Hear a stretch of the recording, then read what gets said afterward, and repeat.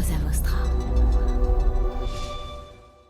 Donc avec Charlotte, on a étudié aux États-Unis, ça compte beaucoup pour la suite, c'est que aux États-Unis, vraiment, ils racontent l'actualité par les histoires des gens. Souvent, quand tu lis des articles de presse américaine, dans l'accroche, c'est une histoire, c'est pas juste les faits. Exactement, et ça, en fait, c'est comme ça qu'on s'est dit qu'on voulait vraiment raconter le monde et on avait besoin de ça. Et je pense qu'avec Charlotte, on a fait des carrières un peu différentes avant d'arriver à Louis, mais c'est ce qui nous imprégnait et ce qui était si fort, et on trouvait ça fou. Après, donc c'était il y a 10 ans qu'on était aux États-Unis, qu'il n'y ait pas vraiment cette tradition en France, même si il y a une littérature du réel qui est très développée, il n'y a pas cette tradition de raconter le monde par hors fiction, je veux dire, par les faits, par l'actu, par ce qui se passe dans le monde, par les vraies histoires, et en fait ça marche vachement. Mais faut remonter. Exactement. Pour comprendre.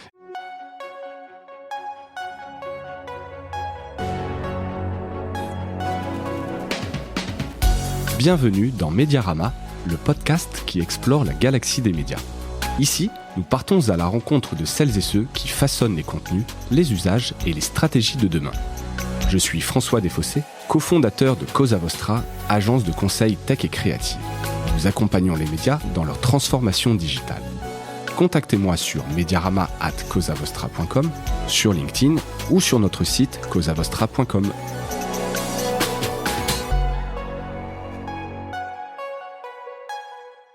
Bonjour à toutes et à tous et bienvenue dans ce nouvel épisode de Mediarama.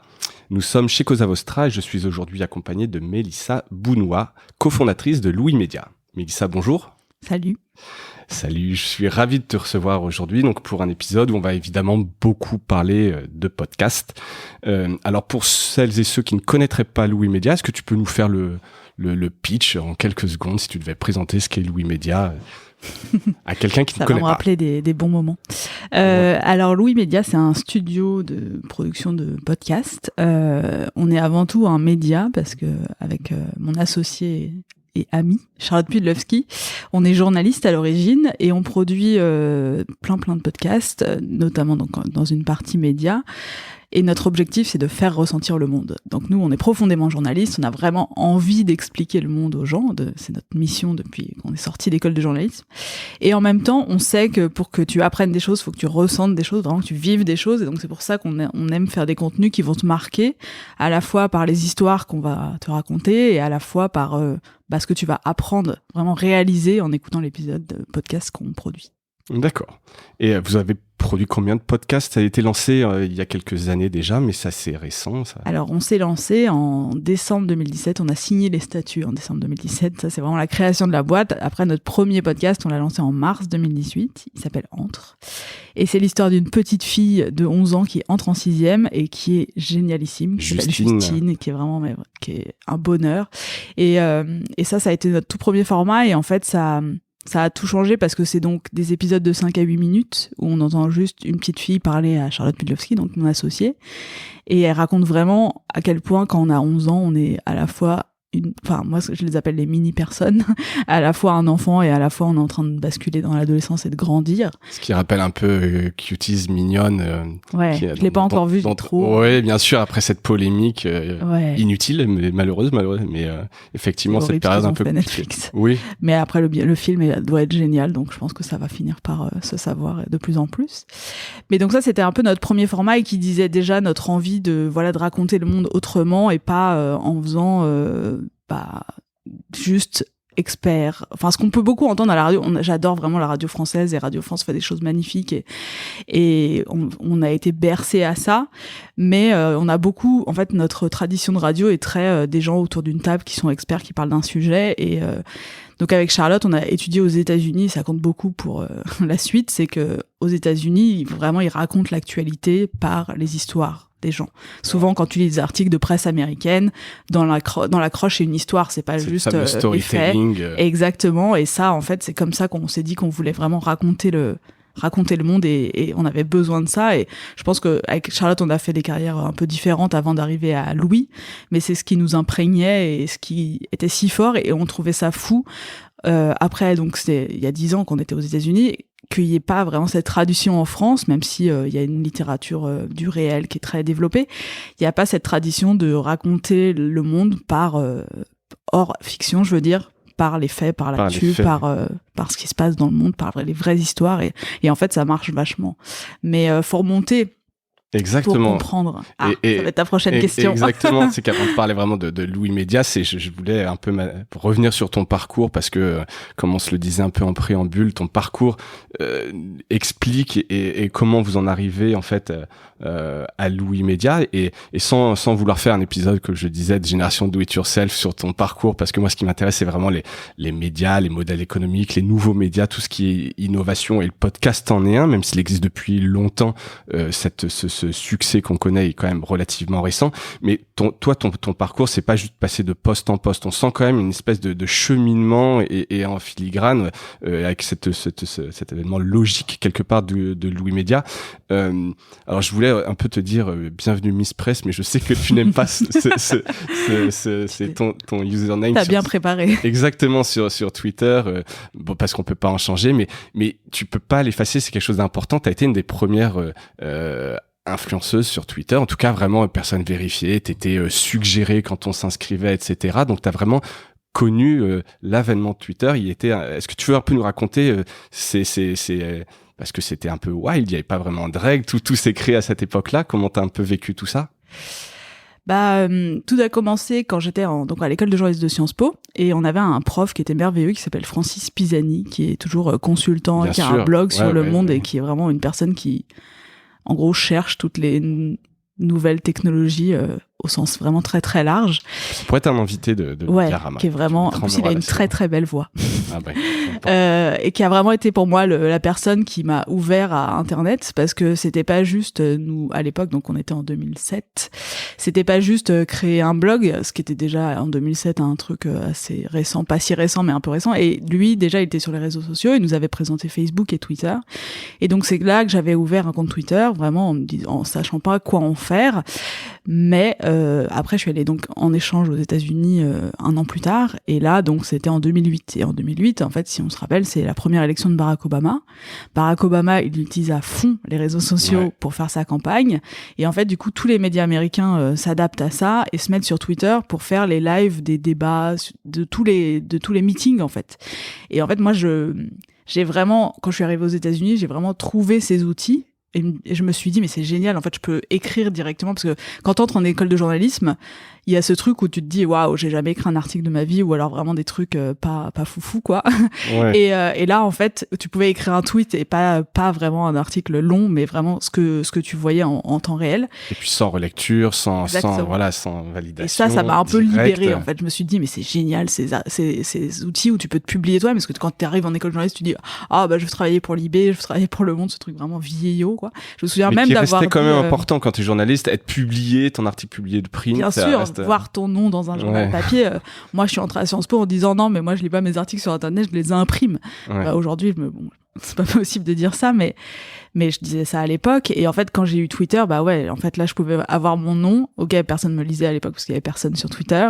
Et ça m'a vraiment libérée. Et en fait, quand dans la fac sur laquelle j'étais aux États-Unis, qui est donc l'université du Missouri, qui est vraiment trou perdu des États-Unis, mais il se trouve que c'est la seule ville démocrate de l'État du Missouri, donc en fait tous les candidats sont venus, et donc Barack Obama est venu, Madeleine Albright est venue, Hillary Clinton est venue, Joe Biden est venu, enfin tout le parti démocrate est venu sur le campus, et en fait nous on travaillait pour le journal local, dans le cadre de nos études, on travaillait pour le journal local, et en fait ils me faisaient faire les lives des débats sur Twitter, et donc enfin moi je me suis vraiment c'est assez fou quand même. Ouais, je me suis française vraiment qui faisait un peu le live tweet des candidats américains.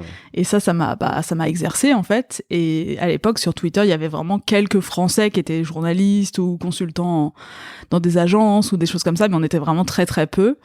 Et c'est ce qui a fait que j'ai commencé à trouver ces gens-là, parce qu'on n'était pas beaucoup, et à discuter et à publier de plus en plus de tweets. En plus, comme il y avait la campagne, j'avais des choses à partager, et c'est vraiment là que je me suis épanouie. Et j'avais un blog en parallèle, évidemment, parce qu'avant le Twitter, il y avait quand même les blogs. Bien sûr, on en reparlera rapidement tout à l'heure. Et donc rentrer en France avec toujours ta communauté sur Twitter, et donc continuer un peu à produire dessus, et tu trouves un travail directement. C'est à ce moment-là que tu lances Studio 404, ou t'as eu des petites... C'est un peu après. Je vais rentrer donc en 2009, et en fait je finissais mes études.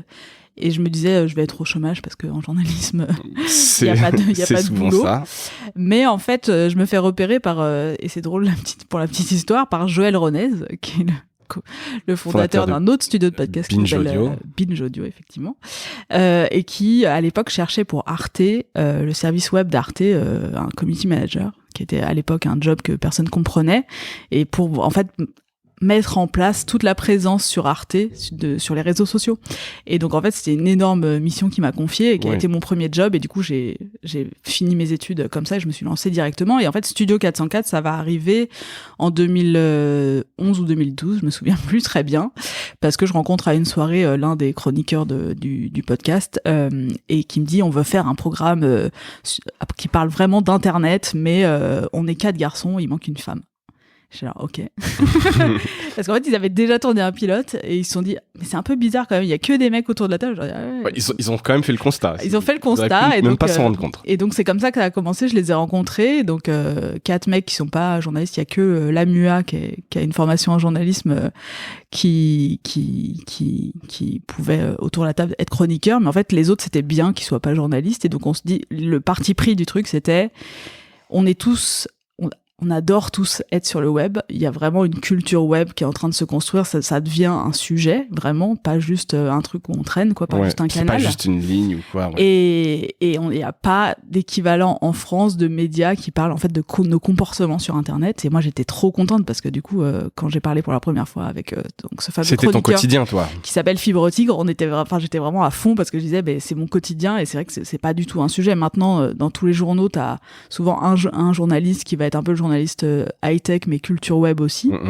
Mais ça c'était il y a en 2011-2012, c'était le tout début de ces gens-là et en fait on s'est vraiment éclaté à faire Studio 404, c'était fou.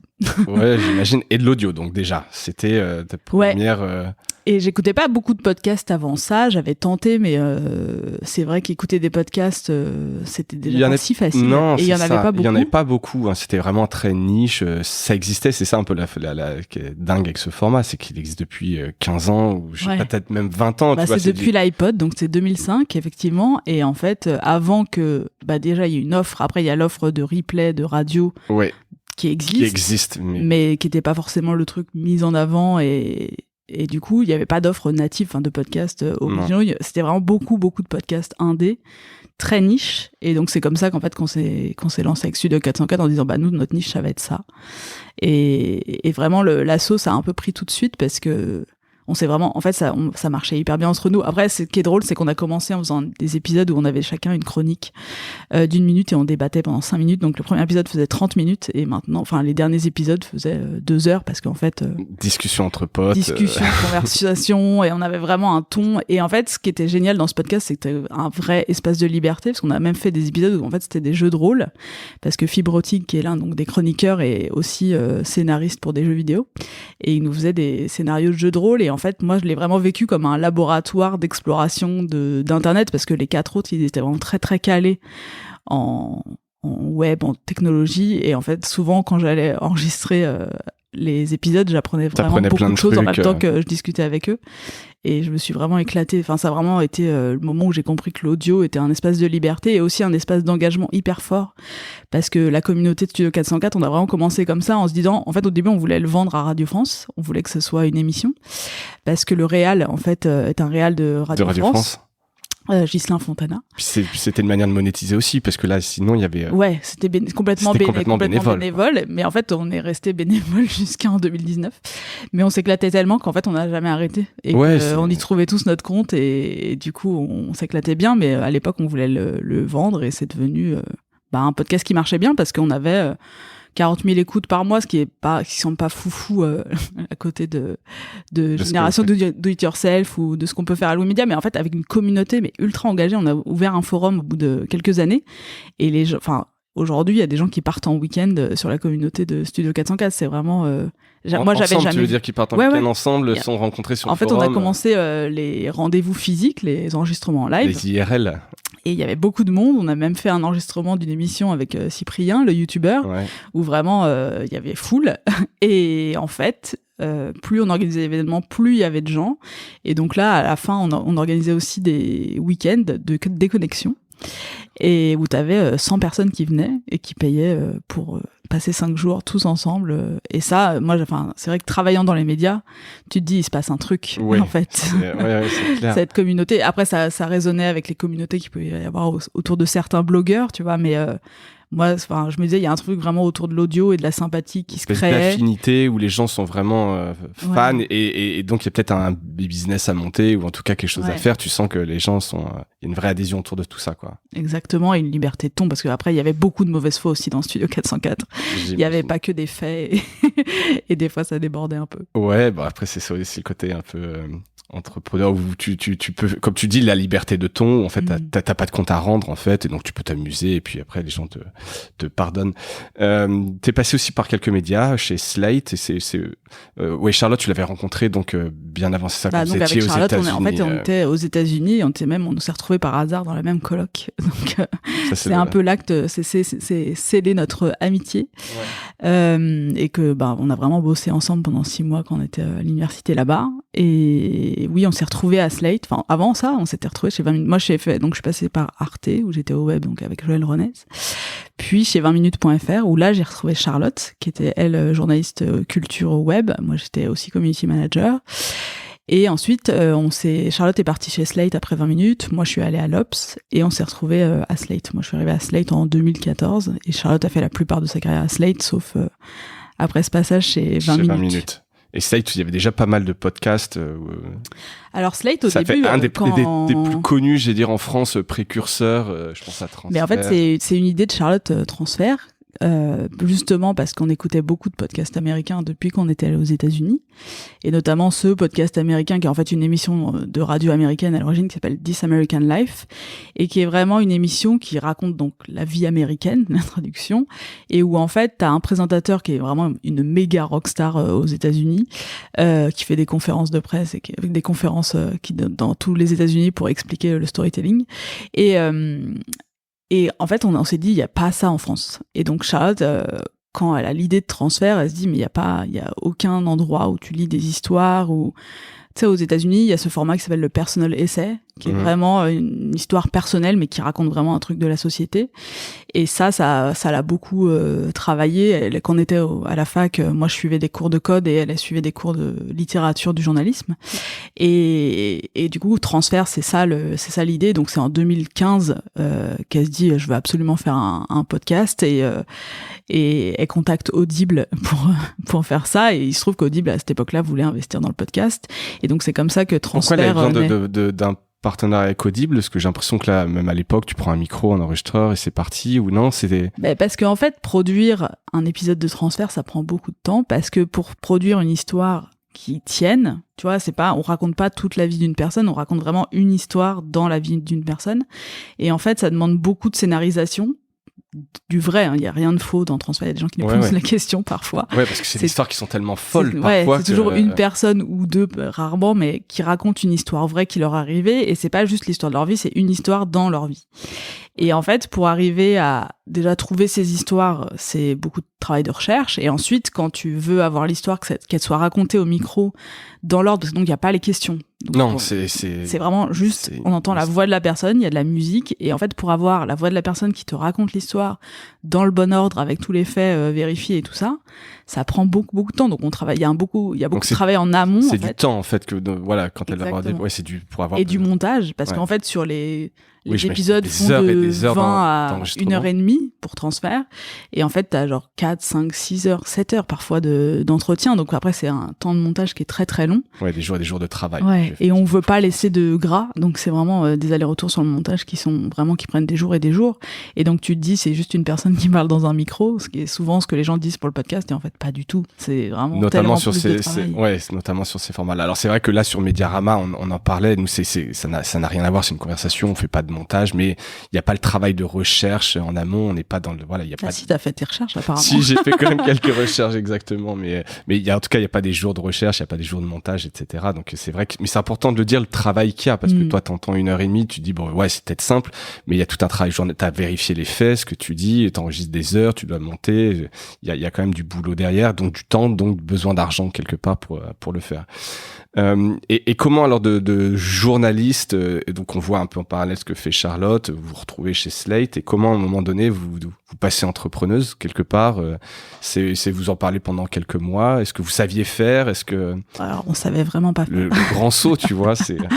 Bah en fait donc moi j'arrive à Slate en 2014, elle y était déjà depuis un moment et en fait donc Transfert se lance, ça marche hyper bien en juin 2016 et donc on se retrouve chacune à la moi j'étais Red Chef adjointe, Charlotte était Red Chef et c'est quand même les années où il y a les attentats, où il y a l'élection de Trump, ce qui est important parce que Slate est quand même un média anglophile, américanophile et du coup l'élection de Trump, grosse actu, les attentats, l'élection de Macron et donc on se retrouve en mai 2017 à vraiment avoir porté la rédaction en chef de Slate en essayant vraiment de tout exploser pour vraiment que Slate marche bien et que on trouve une audience vraiment plus grande au fur et à mesure des années parce que Slate avait été lancé en 2009. Et en fait, on est un peu crevé à ce moment-là. Et en même temps, ça fait 10 ans qu'on est dans les médias. Et donc, on a un peu envie aussi de diriger, d'avoir notre média à nous. Oui, parce que là, t'as quand même des comptes à rendre. C'est ça, on a quand même une direction. Après, Slate, vraiment, c'était le média parfait pour nous. Enfin, moi, vraiment, quand je me disais où est-ce que tu voudrais travailler, je me disais, je veux travailler chez Slate. Et j'étais ravie quand Johan Hufnagel m'a dit, tu veux pas venir travailler? Je me dis oui, grave. Et en fait, on se dit, il faut qu'on passe à autre chose. Et Transfert marchait hyper bien. Et au début, c'était vraiment Charlotte qui voulait faire autre chose. Et je lui avais dit, mais créer une boîte de podcast, en fait, une boîte de prod de podcast, ça peut être trop bien, quoi. Et en fait, elle m'a dit, mais faut que tu le fasses avec moi. Et moi, j'étais Red Chef adjointe depuis moins longtemps qu'elle était Red Chef, et donc t'étais encore un peu dans le... J'ai un peu réfléchi, parce que en fait, j'avais toujours été dans des contrats. Enfin, j'avais jamais été pigiste, j'avais jamais été freelance, Donc le confort d'un contrat. J'aimais bien. En fait, j'ai toujours aimé lancer des projets. Donc là où dans les différents postes que j'ai pris, c'était toujours des trucs où c'était pas écrire des articles, c'était vraiment lancer des projets. Intrapreneur, comme on dit. Et sans le risque financier. Exactement. Ouais. Moi, j'avais vraiment ce truc de je veux payer mon loyer, je veux pas être freelance. Le seul moment où j'ai envisagé, on m'a dit mais fais pas ça et je l'ai jamais fait de fait. Et là, donc j'ai vraiment réfléchi plus où Charlotte, elle voulait vraiment partir et tenter autre chose et en même temps, je me disais c'est la seule. Enfin, ça fait 10 ans. À cette époque-là, on pouvait prendre une clause de cession à Slate, donc partir avec 2 ans de chômage et un chèque. Et enfin, c'était la meilleure façon de lancer une boîte, quoi. En fait, c'était la meilleure occasion. Et donc j'ai dit ok, on y va. Et ça a été très très très très très dur, mais on était hyper bien entourés. Donc en fait, ça a été dur psychologiquement un peu de se dire genre qu'est-ce qu'on fait les premiers jours. Moi je suis partie à l'automne 2017 et Charlotte était partie un peu plus tôt et vraiment les premiers mois on a une montagne devant nous, mais en fait il se trouve que on a eu des mentors très tôt grâce à Charlotte. Notamment on a eu un super mentor qui s'appelle Olivier Fleureau qui a dirigé le EFT, le Financial Times et les Échos et qui a fini sa carrière à Publicis et qui en fait prenait sa retraite pile au moment où on lançait la boîte. Donc il avait un peu de et temps il nous a dit je vais vous accompagner, et ça a été vraiment la chose la plus précieuse je pense dans les débuts de la boîte. Et mon beau-frère aussi a lancé plein de boîtes et m'a aidé aussi à penser tout, enfin tu vois, même les statuts, écrire des statuts d'une société, t'as jamais fait ça, t'as beau être journaliste et savoir lire, tu vois, t'informer, tout ça te semble fou. Et ils nous ont vraiment accompagnés, ils nous ont aidés à structurer notre idée, autour de vous, à se dire vous avez un modèle économique. Mais on avait un modèle économique parce qu'en fait on avait tellement été on a toujours été dans des rédacs web avec Charlotte, donc on avait très conscience que le modèle économique c'était très compliqué sur le web et que si t'avais pas de modèle économique, globalement c'était très très dur de fonctionner. Et nous, comme on voulait faire un truc justement un média ambitieux avec de la narration où on avait l'expérience de Transfert, où on savait que ça prenait du temps et de l'argent en fait de faire des podcasts narratifs. On pouvait pas se lancer comme ça en se disant juste on va prendre 2 micros et toutes les deux on est journalistes et on avisera. On n'était pas du tout comme ça et puis on est très bonnes élèves, donc on voulait vraiment que notre truc soit sûr et certain. Et donc c'est comme ça que ça a commencé. Et Entre a été le premier podcast qu'on a sorti en mars 2018. Et au début c'était vraiment on est journaliste de notre média et on restait productrice en fait de Transfert. Ouais. Donc on avait un contrat. Donc pour nous au début ça commençait plutôt bien. Il y a un peu de rémunération qui tombait sur Transfert. Ça c'était pas mal d'avoir fait ça. C'était très très confortable. Oui, bien sûr. Et en fait, on a été étonnés parce que donc c'était 2018 et en 2018, tout le monde commençait un peu à parler sérieusement de podcast. Et en fait, très vite, on a été contacté par d'autres gens. Quand on a lancé la boîte, on a eu quelques articles dans la presse et les gens nous ont contactés très vite parce il y avait très peu de boîtes de production de podcasts. Il y avait Binge dont on a déjà parlé. Ouais. Il y avait Nouvelles Écoutes. Vous étiez allé, alors je sais pas si c'était, vous étiez allé sur la côte est aux US pour voir un petit peu ce qui se passait, etc. Vous aviez rencontré Gimlet Media, c'est ça? Exactement. En fait, on s'est dit faut qu'on apprenne notre métier maintenant parce que Transfert, ça marchait hyper bien. Charlotte le produisait, je l'avais aidé. Mais devenir studio de production. Mais voilà, il fallait comprendre comment. Nous, on était journalistes, donc on avait fait la chaîne de production de Transfert, mais après, tu avais plein de possibilités d'organisation, de comment les studios fonctionnent. Est-ce qu'ils ont des studios à l'intérieur? Quels sont les postes? Quelles sont l'économie, la monétisation, tout en sachant que c'était l'Amérique. Donc c'était quand même encore une autre économie. Ouais. Et qu'ils ont une écoute de podcast qui est vraiment bien au-dessus de la nôtre pour l'instant en France. Et donc on est allé chez Gimlet Media, qui est donc ce studio qui est vraiment notre inspiration principale parce que c'est eux qui font les podcasts narratifs les plus pointus aux États-Unis, au-delà de This American Life dont je parlais un peu plus tôt, qui ont vraiment lancé ce super podcast que je recommande à toutes les personnes qui vont écouter ce podcast parce que je pense que ça les intéressera, qui s'appelle Startup et en fait qui résume la création du studio de podcast Gimlet en podcast. Donc c'est le fondateur qui se raconte de jour 1 ses réflexions. Exactement, et qui s'enregistre vraiment dans son lit. Enfin, tu le suis, t'es avec lui, quoi. C'est vraiment pas juste une grande interview de lui pendant plusieurs épisodes. Et c'est trop bien parce que tu le suis, t'es à fond. Et nous, c'était la meilleure formation à cette époque-là pour apprendre à faire ce qu'on était en train de faire.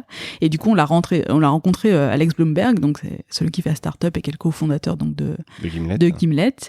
Et il nous a un peu expliqué comment il avait construit son média et ce qu'il voulait faire. Parce que lui, à l'origine, il faisait partie de l'équipe de This American Life et il avait lancé une émission pour NPR, qui est la radio publique américaine, qui s'appelle Planet Money, mais qui était vraiment un podcast, qui marchait très bien en podcast. Et il nous a raconté du début en 2014, qui était en fait il n'y a pas si longtemps non plus. En fait. Non, on a l'impression que c'est il y a longtemps. Alors qu'il s'est fait racheter par Spotify il y a quelques mois pour des millions et des 230 millions de dollars, ce qui est fou, et qui allait si vite aussi. Et du coup, c'était hyper intéressant pour nous. Et on l'a rencontré lui, on a rencontré aussi des membres de son équipe, et notamment un rédacteur en chef d'un podcast que moi j'adore et qui est un peu aussi une autre inspiration de Studio 404, qui s'appelle Reply All, qui est en fait à chaque épisode, il y a 2 présentateurs qui racontent un truc en gros, une histoire liée à Internet. Et c'est vraiment dinguissime parce que c'est pas juste on a lu ça et on vous raconte, c'est par exemple, un épisode que j'ai adoré, c'est une nana qui se fait voler son pseudo sur Snapchat parce qu'elle a juste 2 lettres et que du coup c'est très convoité parce que c'est très rare. Et en fait, il retrouve le mec qui l'a acheté, il le revend et essaye de le revendre très cher sur le dark web et il finit par lui rendre. Je vous spoil, mais vraiment. Et ils sont très très bons et donc on a parlé aussi avec lui de comment il travaillait là-dessus et c'est vraiment là qu'on a compris à quel point ça prenait du temps et de l'argent de bien produire un bon podcast. Et on a rencontré aussi une meuf géniale qui s'appelle Jenna Weisberman, qui a lancé un studio qui s'appelle Pineapple Street Media. Qui pareil produisait pour le New York Times, pour Slate, et qui nous a vraiment ouvert son business plan et nous a vraiment montré combien elle vendait ses épisodes. Enfin, c'était et un vrai partage. Elle nous a expliqué comment elle avait fondé sa boîte. Et ça aussi, c'était bien parce qu'il y avait aussi ce truc on était 2 journalistes femmes qui lançaient une boîte et il y avait aussi ça, c'est-à-dire que on savait que potentiellement les gens allaient. Enfin, à la fois ça changeait, donc c'est un peu original, ça interroge. C'était genre 2 meufs lancent une boîte, c'est possible et c'est dur mais c'est possible. Et en même temps on savait qu'on allait se confronter à des choses, mais c'est aussi pour ça qu'on le lançait. On en avait marre aussi avec Charlotte d'être dirigée par des hommes, on va le dire très franchement. Et c'est une super transition, c'est un peu la suite justement parce que donc là vous êtes sur le point de lancer Louis Media, mais effectivement donc tu vois ce storytelling et tous les moyens de production à l'américaine, et par ton parcours, parce que donc comme on l'a dit, tu as démarré vraiment le journalisme il y a plus de 10 ans, plus de 15 ans, presque 2009, 15 ans, ouais, donc 11 ans. 11 ans on va dire, exactement, mais tu étais sur Twitter en 2007, tu avais dit. Donc t'as vécu un peu ce manque de diversité quelque part dans les médias. T'as vécu la Ligue du LOL directement, donc l'idée c'est pas d'en reparler longuement parce qu'il y a eu, Dieu sait, de la littérature dessus, qu'on pourrait dire plein de choses, on pourrait presque faire un épisode dessus, mais c'est pas vraiment là. Mais c'est quand même un peu aussi un fil rouge dans ton parcours, au-delà des best practices, etc. J'ai vu que tu étais membre de Prenons la Une. Je sais pas si tu peux peut-être te présenter rapidement ce qu'est Prenons la Une, parce que c'est important de le mettre aussi en lumière. Prenons la Une, c'est une association de femmes journalistes qui a été fondée il y a vraiment plusieurs années et qui travaille à la fois à faire que les femmes sont respectées dans les rédactions et qu'elles sont valorisées. Il y a plein de questions liées au congé maternité, aux inégalités salariales, aux injustices, aux discriminations, au harcèlement. Et en même temps, à faire qu'il y ait aussi plus de femmes à l'antenne, qu'on les voit à la radio, pour vraiment montrer à quel point il y a un manque en fait de femmes à la fois expertes qui viendront parler ou de femmes qui présentent ou à des postes d'importance quoi, ou même à des postes de direction dans les rédactions, parce que ça aussi on l'a vraiment vu avec Charlotte quand on est arrivé sur le marché du travail. Je crois que Charlotte je suis sûre même qu'elle avait écrit toute une enquête. Je pense que c'est le tout premier papier qu'elle a écrit pour Slate sur les femmes dans les médias. Déjà. Exactement. Et ça a été vraiment. Prenons la Une, je suis très contente d'avoir rejoint cet asso. C'est vraiment une asso qui fait un travail hyper important parce que c'est tellement dur. Et en plus, comme l'économie des médias va pas très très bien, ça retombe toujours sur les personnes qui sont les plus précaires ou les moins bien payées, où ça va être encore plus dur. Et du coup, c'est exacerbé notre impression dans les médias, parce que ce que tu dis, on le retrouve dans le business, dans l'entrepreneuriat, un peu partout, en fait, dans la société, quelque part. Mais tu dis que c'est exacerbé dans les médias parce que, comme il y a une crise, donc c'est forcément les plus précaires qui en pâtissent. Il y a cette particularité dans les médias qu'on fait un métier où on doit toujours être passionné et à fond, et de fait, on l'est, hein.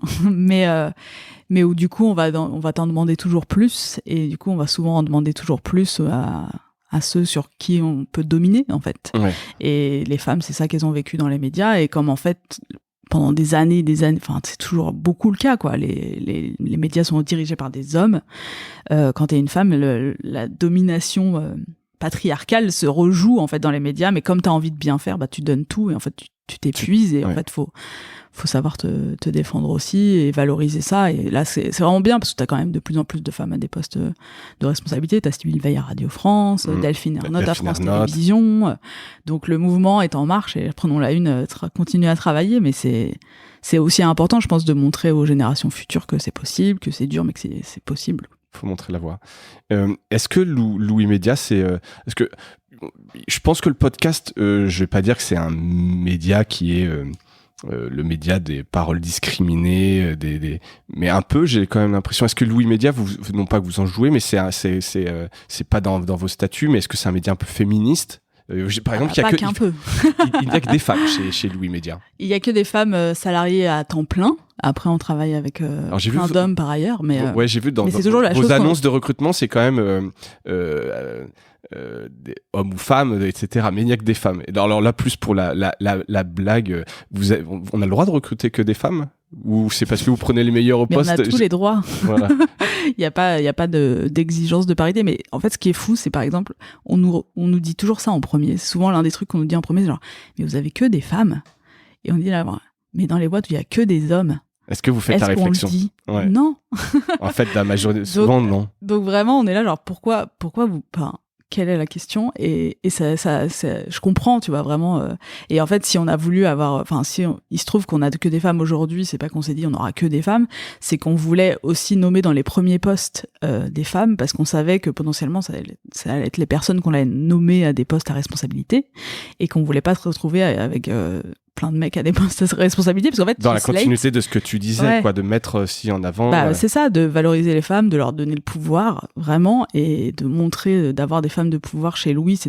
Louis est vraiment une boîte vraiment féministe, et tu le disais, le podcast a donné la voix à beaucoup de gens qui ne l'avaient pas, parce que aux antennes de radio il y avait moins de femmes, mais il y avait aussi moins de personnes racisées, moins de personnes en situation de handicap, et du coup comme c'est une autre économie, que les gens l'ont fait avec leurs moyens, oui, t'entends des voix que t'entendrais nulle part ailleurs, et Louis s'est lancé aussi avec ça en tête. Nous, on est vraiment profondément féministes avec Charlotte, on a vraiment envie de faire entendre toutes les voix possibles, parce que pour raconter le monde que tu qu'on vit. Il y a que ça en fait. Enfin, c'est comme ça que ça marche. Faut faire entendre tout le monde. Et le podcast est vraiment le meilleur média pour ça parce que ça crée tout de suite une proximité et les gens se projettent davantage dans ces voix qu'ils n'ont pas forcément l'habitude d'entendre. Mais ouais, donc on a on a effectivement que des femmes. C'est bien résumé ce que tu as dit justement quand vous expliquez sur votre site pourquoi le nom Louis Média, etc. Je trouve que ça joue effectivement sur le sens, mais aussi sur le prénom Louis, avec une lettre qui change, etc. Et puis effectivement, t'es un peu dans l'oreille, c'est des confessions, des paroles discriminées que tu peux pas entendre ailleurs. Et c'est vrai que en fait, c'était idéal pour vous quelque part. Il y a une espèce de logique Louis Média en podcast pour tout ce que tu as vécu. Il y a quand même un peu une belle logique entre tout ça. Dans votre audience, forcément, ça se retrouve. Je sais que Binge, ils ont publié un rapport, je crois que c'est 2/3 de leur audience qui sont des femmes. Est-ce que vous avez fait ce type vous connaissez un peu votre audience? J'imagine que spontanément, ça doit être aussi plus des femmes, mais pas que, parce que toutes les histoires sont intéressantes. Tu connais un peu ton... Oui, on a une grande majorité de femmes, vraiment. On a fait un grand questionnaire là début 2020 où on a vraiment c'est au-delà de la majorité quoi, c'est vraiment 70 ou 80% de femmes. Aussi je pense parce qu'elles entendaient pas les voix qu'elles voulaient entendre et qu'elles avaient envie de se retrouver dans les programmes qu'on fait. Et on s'est pas dit avec Charlotte on veut avoir une audience que féminine, c'est pas du tout ça. Je pense juste que les programmes qu'on a fait, les podcasts qu'on produit parle beaucoup aux femmes et que c'est elles qui vont avoir peut-être du temps pour à la maison écouter des podcasts malheureusement. Oui. Et que ça va plus leur parler, mais après on a vraiment aussi beaucoup ça dépend un peu des programmes en fait. Il y a Émotion est vraiment écouté beaucoup par les femmes, même s'il y a beaucoup d'hommes qui nous écrivent aussi, mais Entre a plu aux deux souvent parce que c'est papa en fait avec une petite fille qui va avoir 9 ans, c'est des choses qui ça a été écouté. En plus il y a toujours ce truc en podcast où tu sais pas en fait nous les chiffres ils sortent de notre étude, de notre questionnaire, mais tu sais pas si c'est un homme ou une femme, si enfin en tout cas Apple par exemple, Apple Podcast te donne pas ce chiffre-là, Spotify va te le donner, mais Spotify n'est pas encore aussi puissant pour nous en tout cas. C'est pas forcément représentatif de l'ensemble de votre audience. Donc c'est une idée qu'on a et je pense qu'elle est assez juste parce que de fait quand on lit aussi tous les mails qu'on reçoit, c'est vraiment aussi beaucoup des femmes qui nous écrivent, mais ouais, ça dépend. On s'est pas dit on veut parler aux femmes. Bah non, justement parce que dans toutes les voix, il y a pas que les femmes en fait. Non, donc c'est des voix discriminées mais on s'est pas dit non plus les voix discriminées, on s'est juste dit on veut donner la place à tout type de personnes et tu vois, ça va aussi se jouer sur les différentes classes sociales parce que faut pas faire entendre que des gens qui sont CSP+, urbains, connectés, qui connaissent les podcasts, c'est pas non plus comme ça que tu vas raconter le monde. Donc, on s'est pas mis bille en tête, c'est juste que effectivement, comme je pense, donne la voix à d'autres, on n'a tellement pas l'habitude, en fait,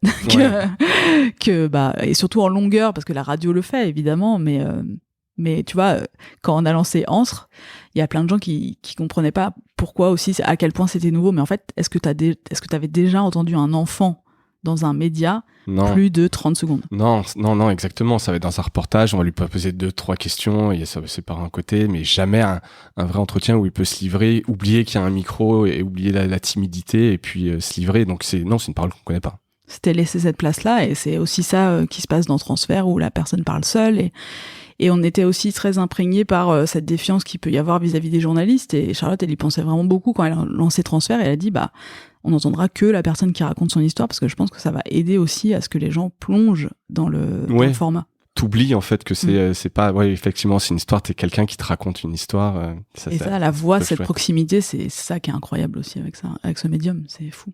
Ouais. Donc aujourd'hui plutôt heureuse effectivement de tout ce que vous faites. Est-ce qu'on peut parler un petit peu plus là business quelque part Comment tu vois le développement du marché des podcasts? Alors, peut-être avant de parler de ça, le modèle aujourd'hui, ton modèle économique, c'est parce qu'évidemment c'est gratuit les podcasts. Hein, je vais pas dire que ça le restera toujours, mais ils se sont créés comme ça sur des plateformes Apple à l'époque où ne faisait rien. Enfin, tu mettais ton podcast, il y avait zéro contrôle, tu fais un peu ce que tu veux, etc. Donc, je sais qu'il y a eu des initiatives pour avoir des podcasts payants, mais aujourd'hui, le podcast est généralement gratuit. Donc, quel est le modèle économique de Louis Média? Alors, nous, depuis le début, on a 2 pieds qui sont donc la partie média, nos podcasts. Donc, on en a 7 aujourd'hui. Et sur lesquels on va mettre de la publicité. Donc, des messages publicitaires ou avant ou après, ou les deux. Et ça va nous rapporter un peu d'argent, mais c'est pas le plus gros de notre modèle économique, mais ça aide, plus t'as d'audience et plus tu peux le vendre assez cher. Et en fait, comme la pub dans le podcast, nous on les produit, nos pubs, c'est pas c'est pas de la programmatique, pour expliquer effectivement à ceux qui nous écoutent, qui connaissent pas forcément. Qui vont être des messages enregistrés comme ceux qu'on peut enregistrer pour entendre à la radio.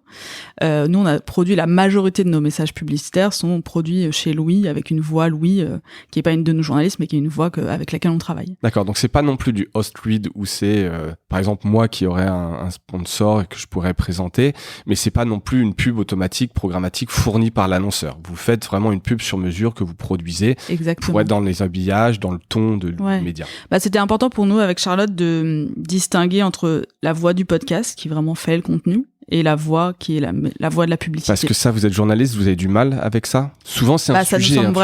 Ça nous semble vraiment être important de distinguer les deux, ne serait-ce que pour la bonne compréhension et que, en tout cas, la personne qui présente soit la personne qui présente et qu'elle fasse que ça. J'ai aucune idée de comment va évoluer le marché publicitaire et si à un moment il va falloir qu'on soit obligé de le faire, mais en fait, comme c'est quand même des pubs qu'on produit nous-mêmes, la voix correspond, enfin en tout cas les annonceurs sont très heureux de la façon dont on produit nos pubs, donc pour l'instant ça se passe très très bien.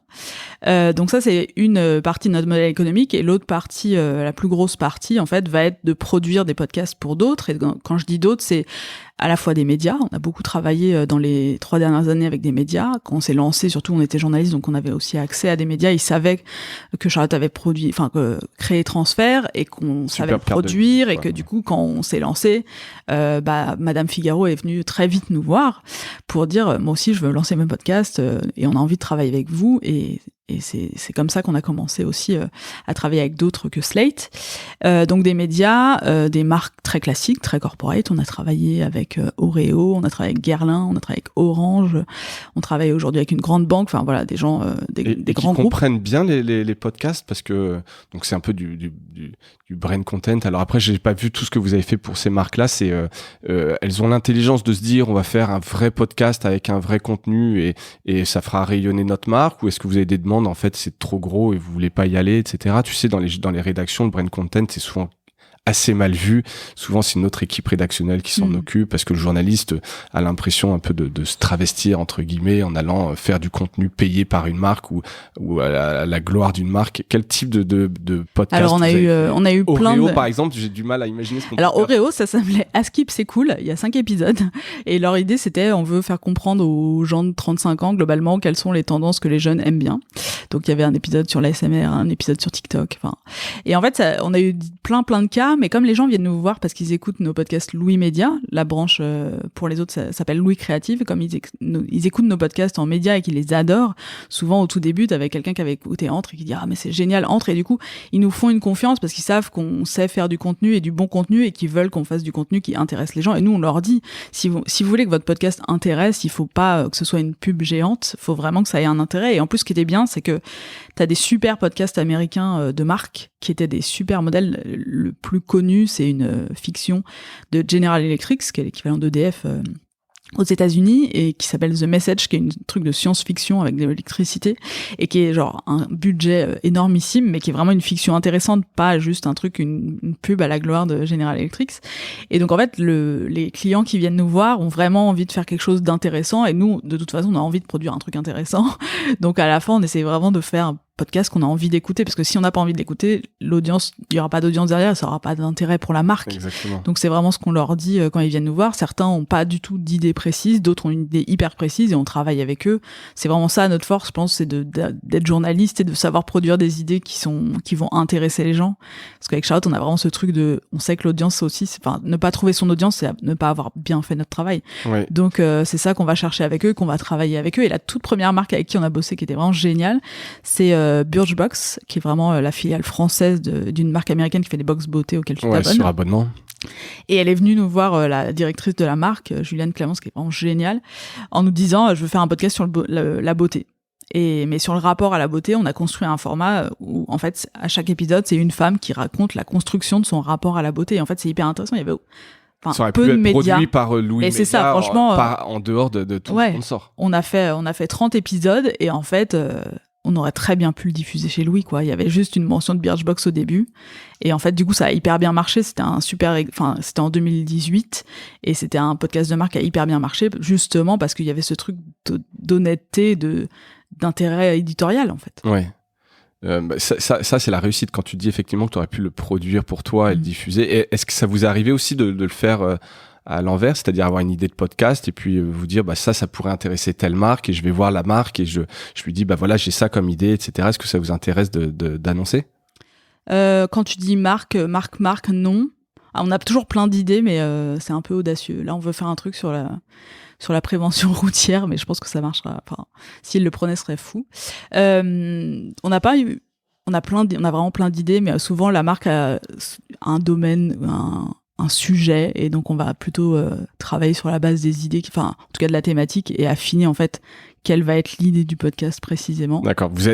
Et elles viennent naturellement, les marques, ou vous avez quelqu'un qui fait un peu ce côté business? Là, c'est vraiment pour bien comprendre, parce que vous êtes journaliste, j'imagine que spontanément, il n'y en a pas une de vous deux qui se dit, tiens, je vais aller faire un petit peu de prospection, aller voir les marques et vendre. On en a fait, en fait, les 2 premières années, au tout début, il fallait quand même dire qu'on avait la boîte, donc aller voir des gens, rencontrer des gens, mais en fait, très vite, les gens sont venus à nous, sachant qu'on produisait Transfert.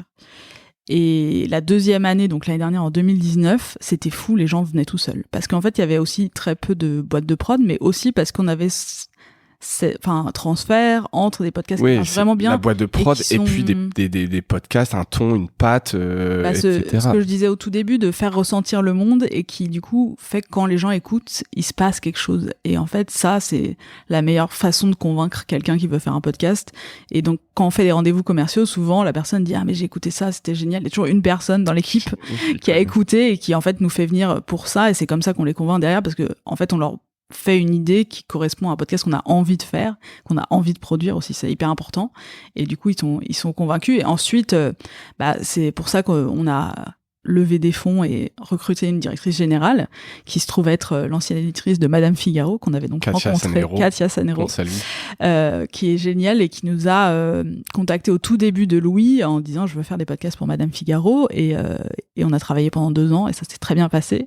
Et du coup, elle est notre directrice générale aujourd'hui, et que c'est elle qui du coup a ce réseau pour aller voir tout le marché et trouver des clients avec qui travailler. Mais on a encore beaucoup de demandes. Là, c'est la crise, donc c'est un peu particulier comme période, mais c'est d'autant plus important d'avoir Katia avec nous pour travailler. Et pour vous, c'est la crise ou c'est pas la crise, justement? Parce qu'il y a forcément dans toute crise des gens qui s'en sortent. J'ai envie de dire que le podcast étant ce média qu'on peut écouter partout et chez soi quand on est en télétravail, et c'est une manière un peu aussi originale pour les marques, peut-être bon marché pour le moment, je sais pas, tu peux nous dire, est-ce que justement c'est pas une période d'opportunité pour vous?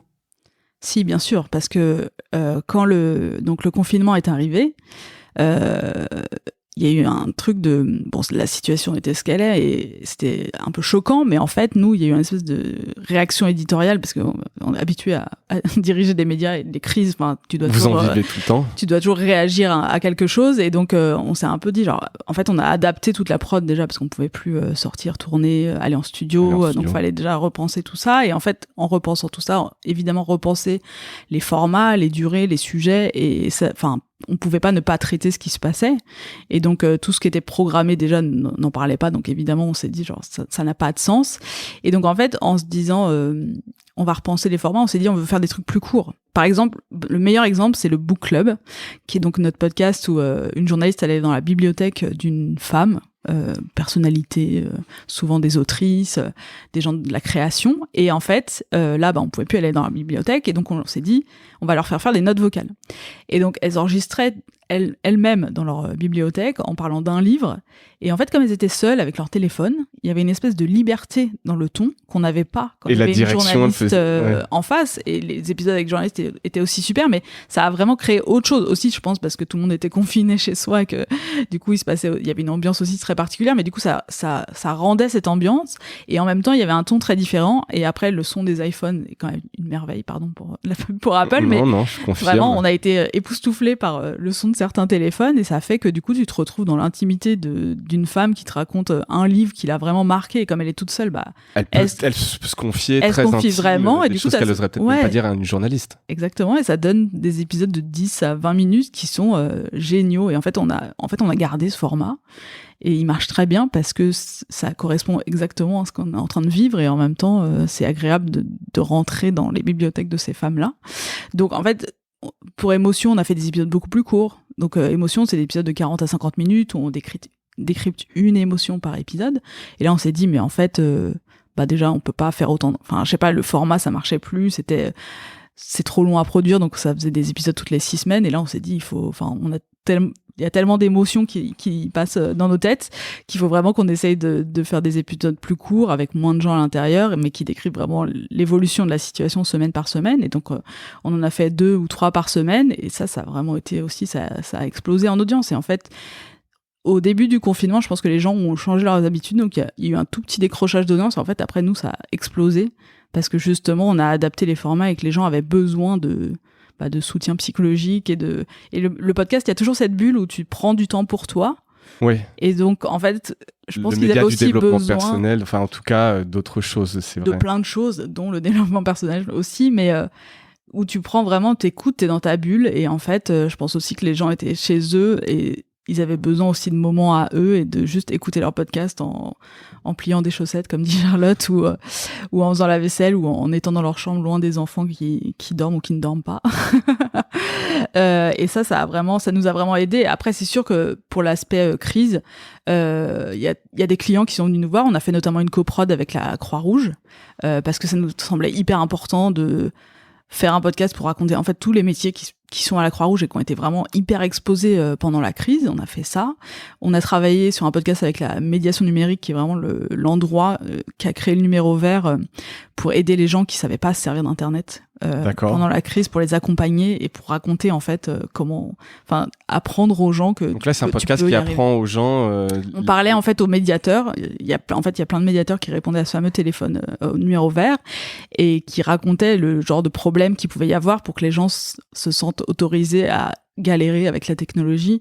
Mais en fait, vu qu'on pouvait que communiquer avec la technologie, il fallait aussi que les gens s'y mettent. Et donc ça a été aussi des belles choses qui se sont passées pendant le confinement. On a adapté plein de prods et on a continué à produire. Après, c'est sûr qu'il y a une grande incertitude qui fait qu'il y a beaucoup de marques qui savent pas ce qui va se passer, quoi. Donc qui peuvent un peu reporter les investissements pub, etc. Nous, on a signé des choses pendant le confinement, mais c'est sûr que là, les 6 mois à venir, ça va être vraiment au jour le jour, en fait. Mais on travaille beaucoup parce qu'en fait, après, le podcast, justement, c'est le temps que les gens prennent. Donc, il y a plein de marques qui peuvent plus annoncer dans le métro, en physique, parce que il y a beaucoup de moins de gens dans le métro. Et du coup, le podcast va être une autre façon d'accéder à ces personnes-là. Toucher ces audiences qui sont chez elles. Il y a plus d'événements en live. Il y a plein de choses qui peuvent être créées grâce au podcast et qui sont une façon de communiquer autrement et qui est encore une fois hyper efficace, parce que quand les gens t'écoutent, c'est un attachement qui est presque immédiat. Oui. Exactement, je confirme. Est-ce que les gens vont s'attacher à nous, là, tu crois? Eh bien, écoute, je l'espère, je te ferai le retour de voir si beaucoup de gens sont attachés. Sur justement le succès de vos épisodes, j'ai vu, parce que hier j'ai fait donc un épisode sur la diversification, j'ai vu que vous aviez signé avec les arènes pour c'est un peu comme à l'époque les blogs qu'on retrouvait sur des livres. On est dans la même chose. Qu'est-ce que vous allez faire exactement Alors le premier livre qu'on veut faire avec les arènes, c'est sur Émotion, notre podcast sur les émotions, où on veut raconter. Enfin, on veut pas vraiment faire un livre. Enfin, de fait, ça sera tiré du podcast parce que c'est vraiment lié au contenu du podcast, mais on veut vraiment... On veut pas faire juste la transcription. Non, on veut pas faire ça, on veut quand même réécrire, ajouter du contenu, et en fait, comme le sujet est tellement vaste, je pense vraiment que les gens, il y a des gens qui vont tomber sur ce livre en se disant « Ah moi, je veux penser à mes émotions », et ils vont le lire sans connaître le podcast. Pour toi, ce serait ça un peu... je pense qu'ils vont découvrir le podcast, du coup, c'est quand même aussi l'idée, mais on veut vraiment essayer de faire un livre qui soit pas une copie conforme du podcast, et la plupart des gens qui ont des podcasts qui sont devenus des livres essayent de faire ça aussi dans la mesure du possible. J'ai vu Bliss, Clémentine Gallet qui sortait son livre. Et le gros carton, c'était aussi le livre de Victoire Toyon sur les couilles sur la table. Et donc, on est très content d'être avec les arènes parce que c'est vraiment une maison d'édition qu'on aime beaucoup, qui a lancé des médias, qui est vraiment qui aime beaucoup ce qu'on fait, qui a vraiment une expertise en plus éditoriale, même sur le sujet des émotions, qui nous intéresse beaucoup, qui va nous permettre justement de faire un livre qui sera vraiment un objet hyper intéressant, pas juste une adaptation du podcast. Cool. Et toujours en diversification, télé, série. Je sais pas, t'as dû voir Gimlet avec Homecoming qui va sortir en série sur, je sais plus si c'est Netflix ou Amazon. C'est Amazon, mais c'est déjà sorti. Il y a 2 saisons avec Julia Roberts. Et en fait, c'est ça aussi, c'est que la télé, ça permet le podcast, en fait, est pour Hollywood vraiment la cour de récré. Donc, ils testent des choses en podcast et après, ils adaptent. Histoires un petit peu, et si ça marche. Ah ouais, parce que c'est quand même beaucoup moins cher de produire un podcast que de produire une série américaine avec Julia Roberts. Et donc, ils testent et il y a des choses qui marchent super bien. Et Homecoming, c'est vraiment mais presque, moi, je préfère le podcast à la série. Donc, mais bon. Mais donc en fait nous avec Charlotte on est vraiment des grosses consommatrices et toute l'équipe de séries. Peut-être un peu une consommatrice hardcore alors que bon tu écoutes un podcast, t'as ta fanbase et puis après elle va te suivre peut-être sur la série. Nous on adore les séries donc on adorerait, après on sait très bien justement pour produire des podcasts que produire une série c'est encore un autre métier, mais moi j'adorerais vraiment je me souviens avoir vu un doc sur la production de Game of Thrones et m'être dit ah ouais vraiment mais ça ta production de podcast c'est simple. C'est simple à côté c'est le que eux, tu les vois vraiment ils sont 50 000 autour de la table. Après je pense que Game of Thrones c'est aussi particulier, c'est de la très grosse prod. Mais on y pense oui bien sûr, et c'est aussi pour ça que Katia Sanro est arrivée pour nous aider à la diversification, parce que c'est ce qu'elle avait beaucoup fait au Madame Figaro et très bien fait au Madame Figaro, et du coup on explore effectivement les livres, on va le faire. La série, on y pense très fort. Moi, j'adorerais faire une série politique, si quelqu'un m'entend. Mais on a plein de pistes. En fait, avec Charlotte, et c'est vraiment un des trucs, moi, qui compte beaucoup pour moi, c'est la nouveauté et essayer plein de choses. Enfin, tu vois, Louis, c'était une manière de lancer un nouveau projet. Dans tous les médias où j'étais, c'était toujours essayer de trouver la nouveauté. Et là, on tentera tout à chaque fois qu'on voit quelque chose. Dès que tu as une idée, si quelqu'un vient te voir, tu réfléchis, vois un peu comment ça peut évoluer. En tout cas, tu ne dois pas rester, Louis, à continuer à produire dans le même périmètre. Je produis un podcast, des marques viennent me voir, etc. C'est un début, c'est une marque, Louis, et ça peut aller. L'audio a été le meilleur canal parce que ça permet cette proximité, de raconter des histoires dans les meilleures conditions, de créer quelque chose qu'on n'avait jamais vu en 10 ans de journalisme web, mais texte. Et nous, ce qui nous importe, c'est vraiment de raconter le monde et de créer quelque chose à notre auditoire. Donc, si c'est sous forme de série, ça sera sous forme de série. Si c'est de l'audio, ça sera de l'audio. Si demain, c'est un livre, enfin, tu vois, c'est toujours ça qui nous importe, c'est de transmettre de l'info, de pas raconter n'importe quoi en ce moment, c'est vraiment, tu vois, important aussi, et que de trouver un public, aussi de renouer la confiance avec des gens qui ont une grande défiance vis-à-vis du contenu. J'ai l'impression que le podcast a aussi permis ça, des gens qui se disent j'entends les gens, il y a quelque chose qui me semble beaucoup plus, je sais pas, immédiat. Et du coup, c'est ça. Moi, je connais des gens qui écoutent que des podcasts pour s'informer, que je trouve complètement fou, mais qui, en fait, aujourd'hui devient possible vu l'explosion de l'offre. Ouais, puis un peu de défiance aussi envers les médias classiques. Donc, t'as l'impression peut-être, comme tu connais mieux la personne qui te raconte sur un podcast, donc t'as peut-être tendance à plus faire confiance, etc., quoi. Une grande liberté, et c'est tout bête, on n'a pas de grille, tu vois, il n'y a pas d'horaire, il n'y a pas de limitation, je pense qu'il n'y a pas un épisode de podcast qui fait la même durée chez Louis, et une liberté de parole qui est aussi très grande. C'est fou. Bon, écoute, super. Merci pour ton temps. On s'approche un peu de l'heure d'enregistrement. Évidemment, à chaque fois on dérape, mais c'était un vrai plaisir, très enrichissant. En plus, pour cette première plongée du côté des podcasts, qui est un média évidemment que nous on adore, que vous avez réussi vous à hyper bien structurer, qui a bien sa place maintenant, Louis Média, dans l'écosystème des podcasts en France. J'allais te demander des recommandations de podcasts. Je pense que tu en as fait pas mal pendant tout l'épisode. Sinon, une envie de nous faire découvrir un autre média. Est-ce qu'il y a quelque chose qui t'a intéressé dans les médias en dehors de podcast, une initiative, quelque chose à surveiller? On a parlé de Prenons la Une. Si t'as des choses, si t'en as pas, c'est pas très grave non plus. Il suffira de réécouter l'épisode. J'ai 2 choses très liées aux États-Unis. Un livre d'un journaliste qui s'appelle Mathieu Magnedex, qui est sur la nouvelle façon de faire de la politique aux États-Unis, qui est pas dans les partis globalement, mais ça part de Alexandria Ocasio-Cortez, qui est donc une congresswoman très AOC, qui est très jeune et qui est génialissime.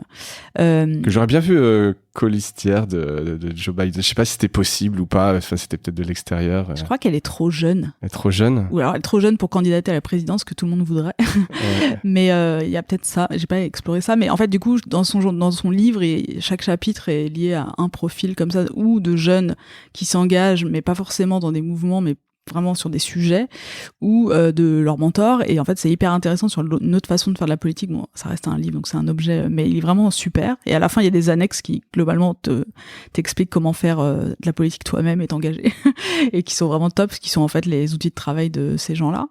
Et ensuite il y a justement un média aussi américain qui s'appelle The 19th, qui est lié à un texte un texte américain qui est vraiment sur la diversité dans la politique, et qui veut suivre la politique américaine en cette période de grosse campagne là, hyper importante, autrement.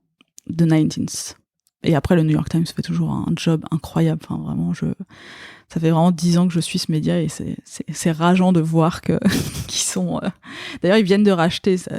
Petite actu podcast, ils viennent de racheter Serial. Oui. Un gros podcast qui est le podcast américain qui a fait que le podcast a explosé, je pense, en 2014.